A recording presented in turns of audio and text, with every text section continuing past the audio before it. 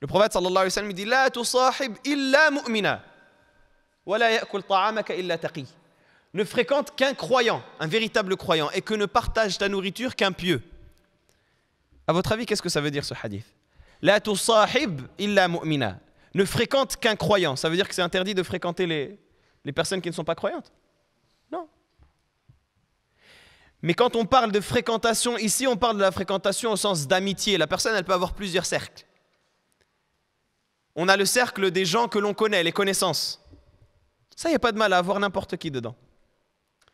Mais le cercle de la fréquentation dans le sens de l'amitié, la personne avec qui tu partages des moments, la personne avec qui tu sors dans la journée, la personne avec qui tu restes dans les soirées que tu invites, non, les soirées halal, que tu invites à la maison.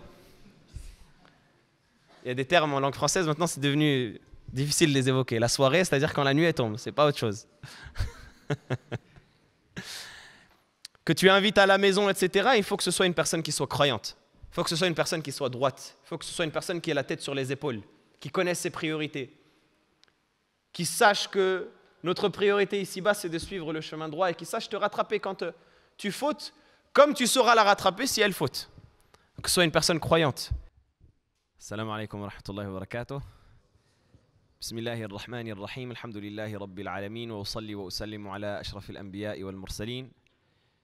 نبينا محمد وعلى آله وصحبه أجمعين اللهم لا علم لنا إلا ما علمتنا إنك أنت العليم الحكيم ولا فهم لنا إلا ما فهمتنا إنك أنت الجواد الكريم رب اشرح لي صدري ويسر لي أمري واحلل عقدة من لساني يفقه قولي أما بعد مرحبا بكم جميعا bienvenue à tous dans cette nouvelle assise. On demande à Allah subhanahu wa ta'ala qu'il en fasse un des jardins du paradis. Comme le prophète sallallahu alayhi wa sallam nous l'a promis dans le hadith où il nous dit alayhi salatu wassalam إِذَا مَرَرْتُمْ بِرِيَاضِ الْجَنَّةِ فَارْتَعُوا. Lorsque vous passez par les jardins du paradis, prenez-y part. Et les compagnons lui ont dit quels sont les jardins du paradis au messager d'Allah? Et il a dit حِلَقُ الذِّكْر. Ce sont les assises de rappel dans lesquelles on évoque Allah subhanahu wa ta'ala et on évoque son messager alayhi salatu wassalam. Et cette introduction, elle est tout à fait dans le thème que nous allons évoquer, incha'Allah ta'ala, qui est le thème de la bonne compagnie. Parce que la meilleure des compagnies, c'est la compagnie dans laquelle vous êtes actuellement. La compagnie de ceux qui s'assoient pour partager ensemble un moment autour de la parole d'Allah, subhanahu wa ta'ala, et de son messager, sallallahu alayhi wa sallam. Et la preuve de cela, c'est que le prophète, sallallahu alayhi wa sallam, nous évoque dans un long hadith, qu'on va évoquer en résumé, qu'Allah subhanahu wa ta'ala a des anges qui sont spécifiquement délégués pour parcourir la terre et rechercher les assises de rappel. Et il est dit que les anges voient les assises de rappel sur terre comme nous on voit les étoiles dans le ciel, des points lumineux. Et donc les anges, lorsqu'ils voient une assise de rappel, ils y assistent, ils la couvrent de leurs ailes comme c'est cité dans d'autres versions. Et Allah subhanahu wa ta'ala leur pose la question qu'est-ce que ces serviteurs sont venus chercher? Et les anges répondent ils sont venus chercher ta satisfaction et le paradis. Et Allah subhanahu wa ta'ala leur dit est-ce qu'ils l'ont vu? Et ils disent non. Et de quoi est-ce qu'ils ont peur? Ils ont peur de ta colère et de l'enfer. Et est-ce qu'ils l'ont vu? Ils disent non. Et à la fin du hadith, Allah subhanahu wa ta'ala dit alors je vous fais attester que je leur ai accordé ce qu'ils espèrent et que je les préserve de ce qu'ils craignent.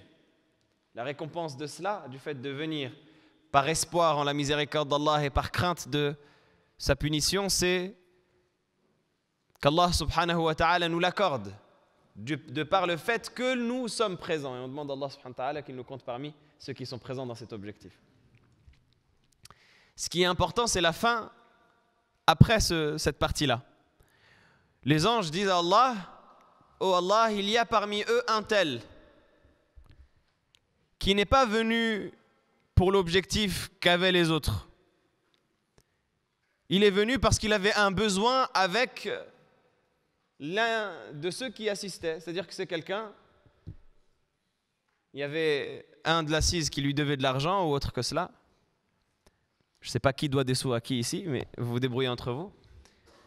En tout cas, il y avait un dans l'assise qui avait un besoin ou qui avait une chose que l'autre était venu rechercher. Et donc il l'a trouvé à la mosquée, il l'a attendu. Il s'est assis à la mosquée, il a attendu qu'il finisse pour chercher auprès de lui la chose qu'il voulait. Et donc les anges disent, Ya Allah, celui-là il ne fait pas partie d'eux. Il est venu juste s'asseoir en attendant que... Et Allah subhanahu wa ta'ala de répondre, Humul julasa la yashqa bihim jalisuhum. Ce sont l'assise dans laquelle il n'y a personne qui est avec eux qui pourrait être touché par la tristesse. C'est-à-dire que même si lui, il n'était pas venu dans cette intention-là, eh bien on le compte parmi eux. Et on l'englobe de la miséricorde, et on lui accorde la récompense, et on le protège du châtiment. Pourquoi ? Parce qu'il a une bonne fréquentation autour de lui qui lui a valu d'être compté parmi ceux qui sont englobés sous la satisfaction d'Allah subhanahu wa ta'ala. Et donc on est exactement dans la thématique que l'on va traiter aujourd'hui, bi'idhnillahi ta'ala, qui est comment avoir une bonne compagnie. Comment s'entourer d'une bonne compagnie et d'une bonne fréquentation qui va nous servir et nous élever plutôt que de nous desservir et de nous rabaisser. Avant de parler de comment avoir une bonne compagnie, il est important de parler de la nécessité d'avoir une compagnie. La nécessité d'avoir des fréquentations. L'être humain, c'est une créature qui doit vivre en société. L'être humain, c'est une créature qui, comme les savants le disent, al-insan madani taba, qui a une nature qui fait qu'il doit vivre en société, il doit vivre en communauté, il ne peut pas vivre reclus sur lui-même.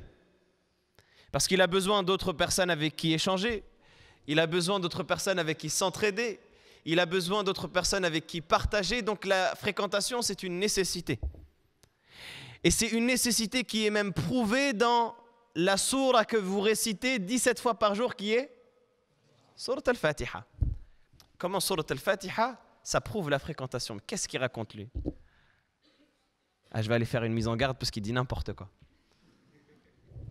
Sourate al-Fatiha, ça prouve la fréquentation dans le verset que vous récitez, dans lequel vous invoquez Allah subhanahu wa ta'ala pour lui demander d'être justement sur le chemin de ces bonnes fréquentations-là. Ihdina as-sirata al-mustaqim. Guide-nous sur le chemin droit. Qu'est-ce qu'Allah subhanahu wa ta'ala il dit après ? Il n'y a que 5 qui connaissent la Fatiha ici. Sirata alladhina an'amta alayhim. Le chemin de ceux que tu as comblés de tes bienfaits. Allah Azza wa Jalla, il parle d'hommes ici. Pourquoi est-ce qu'Allah subhanahu wa ta'ala n'a pas dit le chemin d'Allah, le chemin de la religion ? Pourquoi est-ce qu'Allah subhanahu wa ta'ala n'a pas dit le chemin de la droiture, le chemin de la piété, le chemin du Coran ? Dans d'autres versets, Allah il le dit. Allah subhanahu wa ta'ala, lorsqu'il décrit le chemin, il dit le chemin d'Allah, à qui appartient ce qu'il y a dans les cieux et dans la terre. Pourquoi est-ce qu'ici il a dit pourquoi est-ce qu'il a défini le chemin par ceux qui sont dessus ?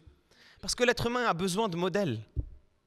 L'être humain, il a besoin de personnes à qui se référer, des personnes passées qui sont décédées et également des personnes vivantes avec qui il vit.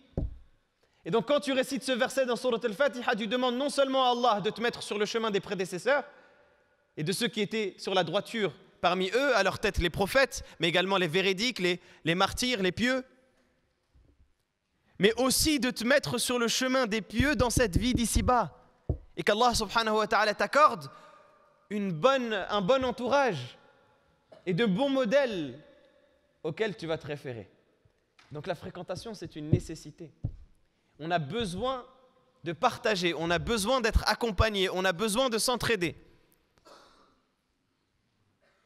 Et c'est même la raison pour laquelle il nous a été recommandé, à nous les musulmans, de nous marier. Le mariage, c'est une fréquentation.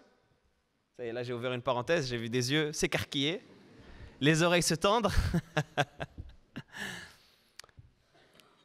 Mais Allah subhanahu wa ta'ala, pourquoi est-ce qu'il a créé notre mère Hawa lorsqu'il a créé Adam alayhi salam? Parce que Adam alayhi salam avait besoin d'une fréquentation. Et la première fréquentation, ça a été l'épouse pour son mari, puis les enfants, puis le reste de la communauté. Et donc la fréquentation, c'est une nécessité. La bonne compagnie, c'est une nécessité. C'est une chose dont on a besoin. Mais de la même manière que c'est une nécessité, c'est également une épée à double tranchant. Ça peut être une bonne chose pour la personne, comme ça peut être une mauvaise. Et on va commencer par l'aspect mauvais, vu que notre objectif, c'est d'approfondir sur l'aspect bon. On va commencer par mettre en garde contre la mauvaise fréquentation. Il faut savoir que autant la fréquentation, c'est une nécessité, autant la fréquentation, c'est une porte que la personne ouvre de son cœur pour que sa fréquentation y verse dedans. Au point où on est influencé par ceux que l'on fréquente, ne serait-ce que par le regard qu'on leur porte, comme disait l'imam Al-Raghib Al-Asbahani rahimahullah ta'ala. Il disait que l'influence de la fréquentation sur la personne, ce n'est pas seulement par la parole, ce n'est pas seulement par les actes, ce n'est pas seulement quand il te dit de faire une chose ou quand tu le vois faire une chose, non. C'est juste, ne serait-ce que par le regard que tu portes sur la personne au quotidien. Et ça, c'est on ne peut plus véridique. Combien tu vois de gens, quand ils commencent à avoir un cercle d'amis particulier, ils changent d'amis, ils découvrent de nouveaux amis. Quelques mois plus tard, si tu ne l'as pas vu entre-temps, tu vas voir qu'il a de nouvelles mimiques, qu'il a de nouvelles phrases qu'il dit, qu'il a de nouvelles attitudes. Tu te dis, c'est bizarre, il a changé sur ça, il a changé sur ça. Et quand tu creuses, tu vois que c'est parce que ses fréquentations ont ces mimiques-là. Tu rencontres ses amis et tu vois qu'ils ont, subhanallah, même les traits du visage, même la manière de parler, la manière de réagir, tu vois que ça se retrouve sur lui.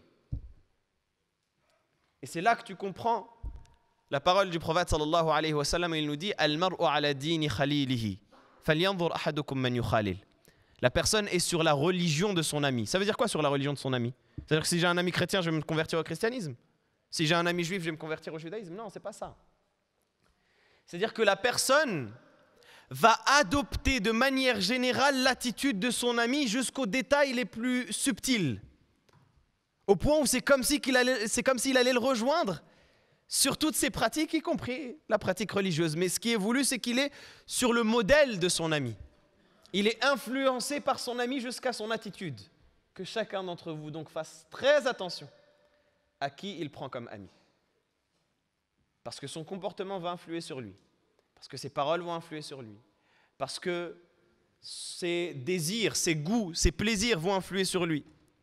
Des gens qui n'étaient pas intéressés dans tel domaine, dans tel loisir. Sans même parler de haram. Ça peut être dans le licite comme ça peut être dans l'illicite. Et quand c'est dans l'illicite, évidemment, c'est pire et on va en parler. Mais qui ne sont pas intéressés par tel domaine. Et ils commencent à fréquenter un tel et ils commencent à s'intéresser et ils voient que ça lui plaît. D'où est-ce que ça lui est venu? Par la fréquentation. Et c'est une transmission, une contagion qui est extrêmement rapide. Comme disait un des poètes, il disait « La tashabil kaslana fi halatihi, kam salihin bi fasadi akhara yafsudu, adwa al-balidi ila al-jalidi sari'atun kal jamri yuda'u fi ar-ramadi fayakhmudu » Il disait « Ne fréquente jamais la personne paresseuse.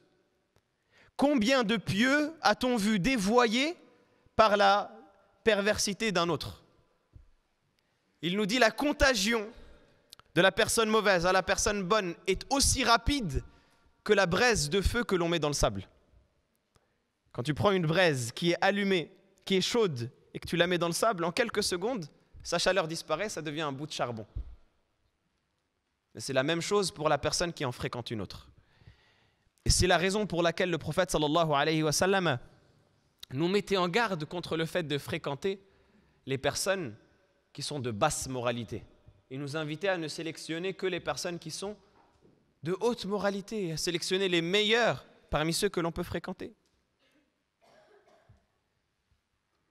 Le prophète sallallahu alayhi wa sallam, il nous donne l'exemple de la bonne compagnie et de la mauvaise compagnie.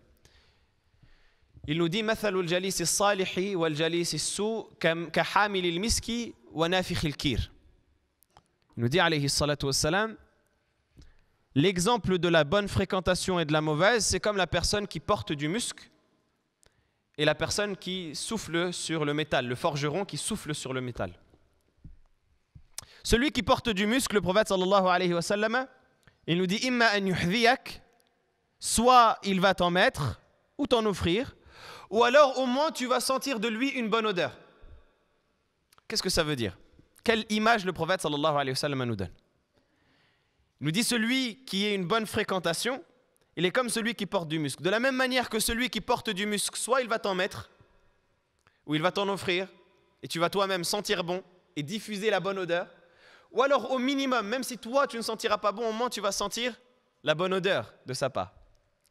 Et donc de la même manière que la personne qui est une bonne fréquentation, soit il va t'enseigner quelque chose de profitable, ou il va te faire hériter d'une chose profitable. Tu vas fréquenter quelqu'un qui est à cheval sur la salat, masha'Allah, tabarakallah, il ne néglige aucune salat, et toi, bon, ça t'arrivait de la retarder un petit peu, etc. Eh bien, en le fréquentant, tu vas dire, subhanallah. De moi-même, j'ai commencé à développer ce rythme-là et à m'habituer à prier régulièrement, à prier à temps, etc. Ou alors, au moins, en sa présence, tu vas profiter d'une bonne ambiance, une bonne parole, un sourire, tu vas te sentir bien. Vous allez être entraîné dans de bonnes choses. Tu vas avoir des bons conseils de sa part, etc. Tandis que la mauvaise fréquentation, c'est comme le forgeron. Ah, très bien. Vas-y, dis-moi.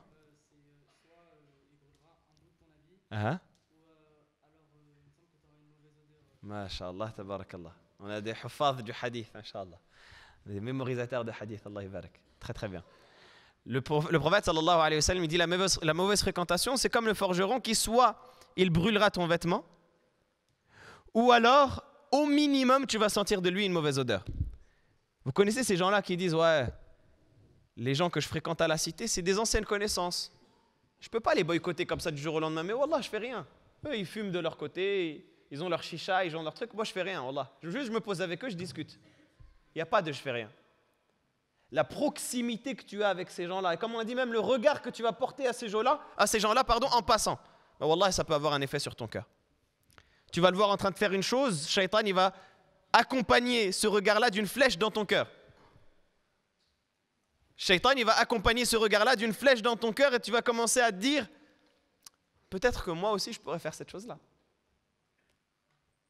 Peut-être que moi aussi je pourrais profiter comme il profite. Ça se trouve, c'est bien ce qu'ils sont en train de faire. J'ai envie de tester, j'ai envie de... Et voilà que le simple regard, ça t'a affecté. Alors que dire de t'asseoir avec eux? Que dire d'entendre ce qu'ils disent? Soit ils brûlent ton vêtement, c'est-à-dire ils entament ta foi. Ils attaquent ta foi. Et après, il y a des gens qui se posent la question, pourquoi ma foi elle est baisse en ce moment? Mais regarde tes fréquentations. Dans l'adage, ils disent, tu es la somme ou tu es la moyenne des 5 personnes que tu fréquentes. Oh Allah, ça c'est vrai. Et même pas des 5 personnes que tu fréquentes, des 50 personnes que tu fréquentes. Tu prends les 50 personnes de ton entourage, tu fais une moyenne. Eh bien, tu es cette personne-là. Donc, soit il va t'influencer au point où il va brûler ton vêtement, ou alors, au minimum, tu vas sentir de lui une mauvaise odeur, c'est-à-dire qu'il va te laisser au moins un mauvais sentiment, une mauvaise idée, quelque chose qui est subtil mais qui est mauvais. Parce que celui que tu fréquentes, il a une influence sur toi, comme on l'a dit. Et donc, si on part de cette base-là, et qu'on comprend la mise en garde du prophète alayhi salatu wassalam à ce sujet, et qu'on comprend également que le prophète sallallahu alayhi wa sallam, il insistait dans ce sens-là à choisir les bonnes personnes en fréquentation. Le prophète sallallahu alayhi wa sallam dit « La tusahib illa mu'mina, wa la ya'kul ta'amaka illa taqi » Ne fréquente qu'un croyant, un véritable croyant, et que ne partage ta nourriture qu'un pieux. À votre avis, qu'est-ce que ça veut dire ce hadith? « La tusahib illa mu'mina » Ne fréquente qu'un croyant. Ça veut dire que c'est interdit de fréquenter les personnes qui ne sont pas croyantes? Non. Mais quand on parle de fréquentation, ici on parle de la fréquentation au sens d'amitié. La personne, elle peut avoir plusieurs cercles. On a le cercle des gens que l'on connaît, les connaissances. Ça, il n'y a pas de mal à avoir n'importe qui dedans. Mais le cercle de la fréquentation dans le sens de l'amitié, la personne avec qui tu partages des moments, la personne avec qui tu... sors dans la journée, la personne avec qui tu restes dans les soirées que tu invites, non, les soirées halal, que tu invites à la maison. Il y a des termes en langue française, maintenant c'est devenu difficile de les évoquer. La soirée, c'est-à-dire quand la nuit elle tombe, c'est pas autre chose. Que tu invites à la maison, etc., il faut que ce soit une personne qui soit croyante.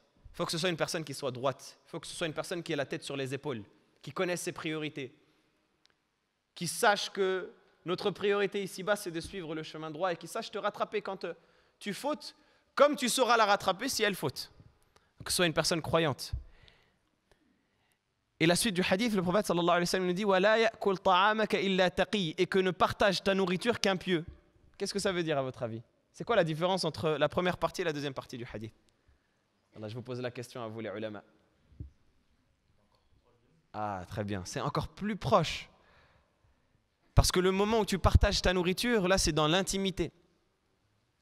La fréquentation au quotidien, quand tu marches avec une personne, quand tu discutes avec une personne, tu prends tes pauses au travail avec quelqu'un, tu rentres sur le chemin du retour avec quelqu'un, vous allez jouer au foot, ça c'est une fréquentation qui a encore un certain degré d'officiel, encore une certaine distance, même si ça peut être une fréquentation proche. Mais quand tu partages la nourriture, ça c'est symbolique. Symboliquement, c'est une fréquentation qui est très proche. C'est quelqu'un que tu rentres dans ton intimité. Quand tu l'invites à manger à la maison, quand tu dînes avec lui, c'est quelqu'un avec qui tu partages une intimité. Et donc le prophète sallallahu alayhi wa sallam dit que ne partage ta nourriture, que n'invite à manger qu'une personne qui est pieuse, parce que là tu le rentres dans le cercle le plus proche que tu as dans ton cœur.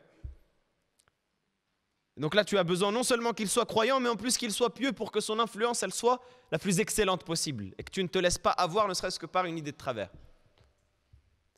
Donc quand on comprend l'importance de cela, on se rend compte que ce n'est pas une chose avec laquelle on peut plaisanter. Ce n'est pas une chose que l'on peut prendre à la légère. Au contraire, c'est une chose qui a une importance qui est immense. Et l'importance de cette fréquentation, elle apparaît également dans le verset où Allah subhanahu wa ta'ala nous dit que le jour de la résurrection, les personnes qui se seront prises en amis intimes seront ennemis les uns des autres.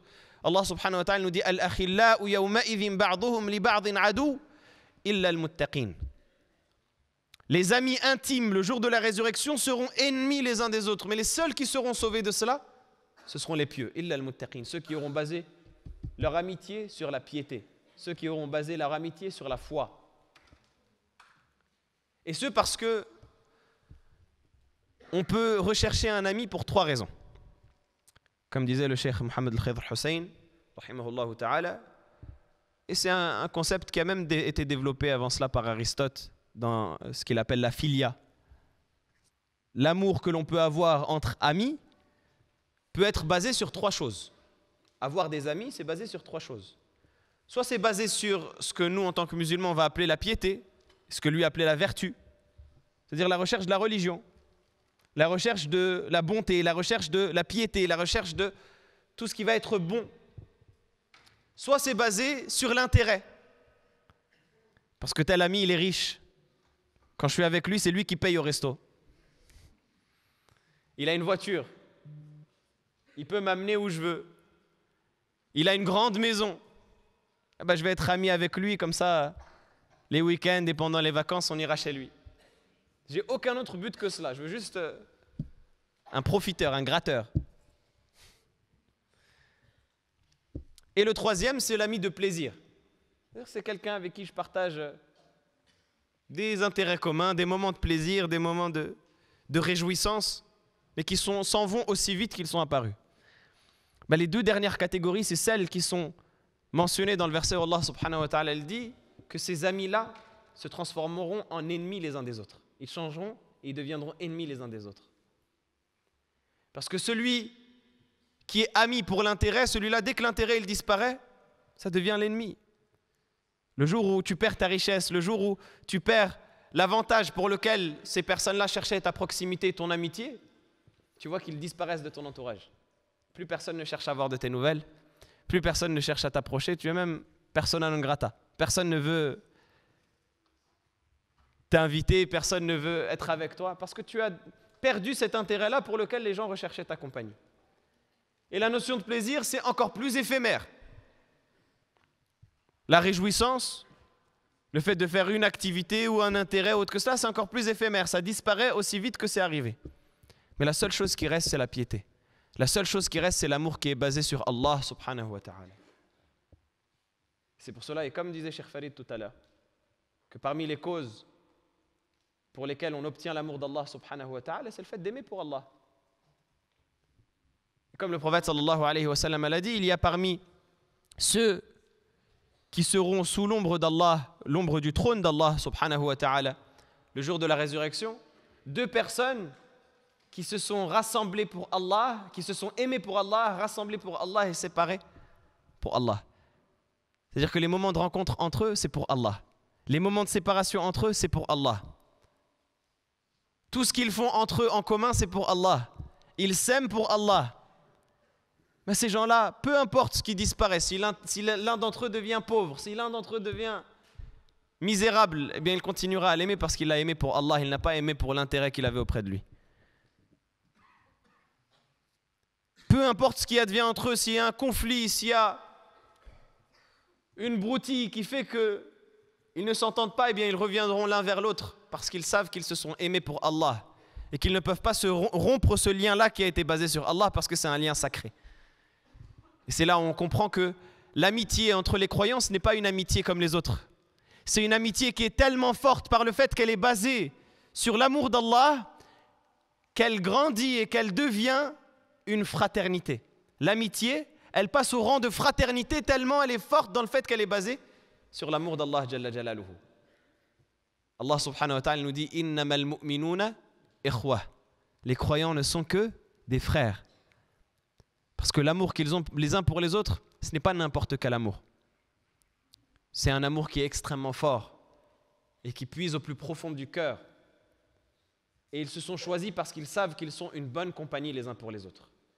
Et donc maintenant vient le vif de notre sujet et la conclusion de celui-ci, qui est comment prétendre avoir une bonne compagnie, comment sélectionner une bonne compagnie, comment choisir la personne ou les personnes qui auront ces caractéristiques-là, qui vont faire qu'elles vont nous aider à évoluer au regard d'Allah subhanahu wa ta'ala et non pas à l'inverse. Et on a eu des éléments de réponse dans tout ce qu'on a dit, mais on va reclassifier et résumer tout cela. La première des choses, c'est que lorsque tu as une personne dans ton entourage que tu es tenté de fréquenter, fais en sorte de te questionner sur pourquoi est-ce que je vais fréquenter cette personne-là. Prends la liste de tes amis, tous du premier au dernier, et pose-toi la question pourquoi est-ce que je vais fréquenter cette personne-là? Pourquoi est-ce que je vais introduire cette personne-là dans mon cercle proche? L'idée, ce n'est pas de nous pousser au sectarisme, ça ne veut pas dire que tu dois couper les ponts avec toute personne qui ne sera pas excellente, non. Mais c'est d'avoir une certaine conscience des personnes que je vais introduire dans mon cercle d'amis proches. Il n'y a pas de mal à avoir des connaissances, comme on le disait. Mais les amis proches, ce n'est pas comme les autres amis. C'est des gens qui vont m'influencer, donc je dois sélectionner les personnes que j'autorise à avoir une influence sur moi-même. Je dois sélectionner les personnes à qui je vais autoriser de rentrer par cette porte de mon cœur, comme on l'a dit, et de pouvoir y semer des graines et de pouvoir avoir une influence sur moi. Et donc je dois me poser la question, Foulan, pourquoi est-ce que je le fréquente? Qu'est-ce qui a fait que j'ai voulu être son ami? Qu'est-ce qui a fait que je l'ai admiré au point où j'ai voulu qu'il soit mon ami? Si c'est une considération matérielle, ou si c'est un simple loisir, plaisir ou autre que cela, sache qu'il ne mérite pas autre chose que d'être dans le cercle des connaissances. Mais à partir du moment où c'est parce que tu as observé en lui une vertu, à partir du moment où c'est parce que tu as observé en lui une belle caractéristique, à partir du moment où c'est parce que tu as observé en lui une belle qualité, eh bien là tu peux te permettre de l'introduire dans le cercle proche. Et c'était cela qu'on voyait chez le prophète alayhi salatu wassalam et chez les sahaba.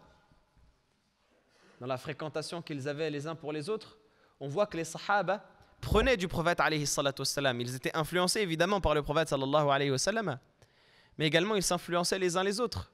Et après leur mort respective, ils retenaient d'un tel et d'un tel les belles caractéristiques pour lesquelles ils les connaissaient dans ce bas monde. Qu'Allah fasse miséricorde à un tel qui priait la nuit tant et tant. Qu'Allah fasse miséricorde à un tel qui prononçait la parole avec justice. Et voilà qu'ils s'évoquaient les belles caractéristiques pour lesquelles ils se connaissaient. Et c'était cela l'héritage qu'ils laissaient à leur entourage. Et c'est cela qui faisait qu'ils étaient honorés même après leur mort. Parce qu'ils avaient choisi et sélectionné le cercle dans lequel ils évoluaient. Qui est le cercle dans lequel ils se sont rassemblés pour Allah subhanahu wa ta'ala. Et autour de l'amour du prophète alayhi salatu wassalam. Et sache que celui qui ne fait pas ce travail-là, méticuleux de tri entre les personnes qui l'accompagnent, celui-là, il va regretter. Allah subhanahu wa ta'ala, il nous parle des regrets de ces personnes-là dans le Coran. وَيَوْمَ يَعَضُّ الظَّالِمُ عَلَى يَدَيْهِ Allah subhanahu wa ta'ala, il nous dit: et le jour où l'injuste mordra ses mains. C'est possible de mordre ses mains? Normalement, quand on se mord, on dit quoi dans l'expression? On se mord les doigts. Pourquoi est-ce qu'Allah subhanahu wa ta'ala a dit se mordre les mains? C'est une faute? Iyadhan billah. Non, au contraire, c'est extrêmement éloquent. Ulama, il dit, ça veut dire qu'il regrette tellement que les doigts, ça ne suffit plus. Il est tellement dans une situation de regret qu'il se mord les mains. Il regrette quoi, celui-là? يقول يا ليتني اتخذت مع الرسول سبيلا. Si seulement j'avais pris le chemin du messager. Ya waylata, malheur à moi. Laytani lam attakhidh fulanan khalila. Si seulement je n'avais pas pris un tel en ami intime. Laqad adallani ani dhikri ba'da idh ja'ani. Il m'a certes égaré du rappel après qu'il me soit parvenu. Voyez le regret qu'il a. Il se mord les mains et dit: si seulement je n'avais pas pris un tel en ami. Si seulement j'avais pris le chemin du prophète alayhi salatu wassalam et le chemin des compagnons. Et donc pour ne pas être dans cette situation de regret, ce tri il est nécessaire. Ce tri il est vital dans les personnes de ton cercle proche et en particulier dans les personnes qu'on va appeler nous les meilleurs amis. Ce qu'on dit en arabe l'akhilla, les amis les plus proches, les amis intimes, les amis à qui tu te confies, les amis à qui tu te livres. Et malheureusement aujourd'hui on a perdu ces valeurs-là. Je sais qu'on est souvent amené dans les rappels à faire des critiques de l'époque et à dire c'est plus comme avant et c'était mieux avant, etc. Mais c'est vrai qu'il y a des choses qui se sont perdues aujourd'hui. Et c'est une réalité, il faut les pointer du doigt. Aujourd'hui, on a une facilité déconcertante à se confier au premier venu. Sur des choses parfois qui relèvent de notre intimité. Et qui sont utilisées ensuite contre nous. Et parce qu'on ne trie plus dans ses fréquentations, on parle à n'importe qui, on discute avec n'importe qui, et ça ouvre des portes à tout et n'importe quoi. Ça ouvre des portes à l'illicite, ça ouvre des portes à la médisance, ça ouvre des portes à la calomnie, ça ouvre des portes au risque et au danger que je fais à ma propre intimité, à ma propre famille. La culture du m'as-tu vu, le fait d'exposer les siens, le fait d'exposer son intimité, c'est devenu quelque chose de banal. Donc il n'y a plus cette notion-là de trier entre ses fréquentations, de trier entre les personnes avec qui je vais partager ces moments d'intimité, cette intimité que j'ai, ce cadre de la vie privée, de ce qui va rester de la vie privée. Et c'est totalement lié avec notre sujet. Justement, la bonne compagnie, c'est celle à qui j'autorise de rentrer dans ce cadre de ma vie privée et je ferme la porte aux autres pour me protéger de leur mal, pour me protéger de leur jalousie, pour me protéger de leur médisance. Et donc la bonne compagnie, ça passe aussi par ce travail-là. Et enfin, pour terminer, la bonne compagnie, il faut savoir que parmi les méthodes pour la sélectionner, il y a le fait de la chercher là où elle est. De la chercher dans les milieux dans lesquels elle se développe. De la même manière que celui qui va chercher de l'or, celui qui va chercher des diamants, il va chercher les mines ou les endroits où ça se trouve. Il ne va pas regarder par terre dans le trottoir, voir s'il y a des choses qu'il peut ramasser. Il va aller chercher là où ça se trouve, il va faire des efforts. Celui qui veut des fruits mûrs, il va monter haut dans les arbres, il va se fatiguer. C'est la même chose pour la bonne compagnie. Il faut la chercher là où elle est. Comme on a dit ici dans les assises de rappel, dans la demeure d'Allah subhanahu wa ta'ala, évidemment il peut y avoir des personnes mauvaises qui viennent ici, ce n'est pas exclu. Mais généralement, la plupart du temps, celui à qui ou de qui on voit qu'il préserve ses salawats, qu'il vient dans la demeure d'Allah subhanahu wa ta'ala, eh bien on peut, comme il est cité dans un hadith, fashhadu lahu bil iman, on peut lui attester que c'est un croyant. Et donc on va le chercher là. Et pourquoi est-ce que je dis cela? Parce qu'aujourd'hui, des modèles, il y en a plein. Des milieux, il y en a plein. Des ambiances, il y en a plein. Et même la plupart d'entre nous, malheureusement, on est contraint, même sans le vouloir, de passer par plusieurs milieux, par plusieurs ambiances, entre le quartier dans lequel on vit, le travail ou les études que l'on fait. Ceux qui étudient parmi vous, vous vivez avec des gens de votre classe plus que vous ne vivez peut-être avec vos frères et sœurs, si vous regardez le nombre d'heures que vous passez dans l'année avec ces personnes-là.